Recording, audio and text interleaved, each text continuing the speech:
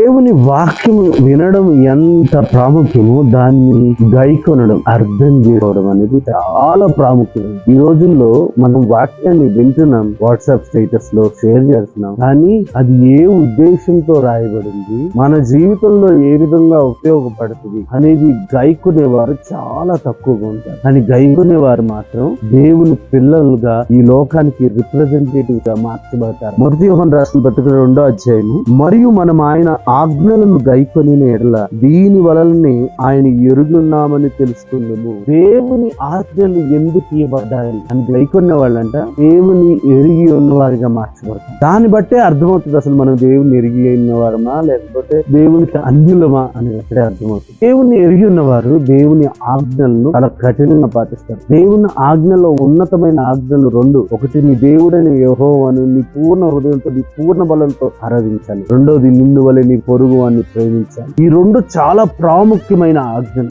దేవుడు ఇచ్చిన ఆజ్ఞలను గైకొన్నవారు అంటే కష్టపడి పాటించేవాళ్ళు కాదు, ఇష్టపడి పాటించాలి. ఈ లోకంలో కష్టపడి 40 రోజులు ఫాస్టింగ్ చేస్తాం, కష్టపడి తిండి మానుకుంటాం, కానీ ఇష్టపడి దేవుని సన్నిధిలో జీవించి దేవుని కొరకు తన ఆజ్ఞలను గైకొని పాటించేవారు అద్భుతమైన వారు, దేవుని ఎరిగి ఉన్నవారు. వారికి దేవునితో చాలా క్లోజ్ రిలేషన్షిప్ ఉందని అర్థం. దేవుని ఎరిగి ఉన్నవారిగా ఉన్నామా లేకపోతే దేవుడు ఎవరో తెలియదు అన్నట్టు ఆయన ఆజ్ఞలు దూరంగా పెట్టి ఈ లోకంలో బతికేద్దామా అనేది మనమే నిర్ణయించుకో. దేవుని ఎరిగి ఉన్నవారమే ఒక ఆశీర్వదించబడి.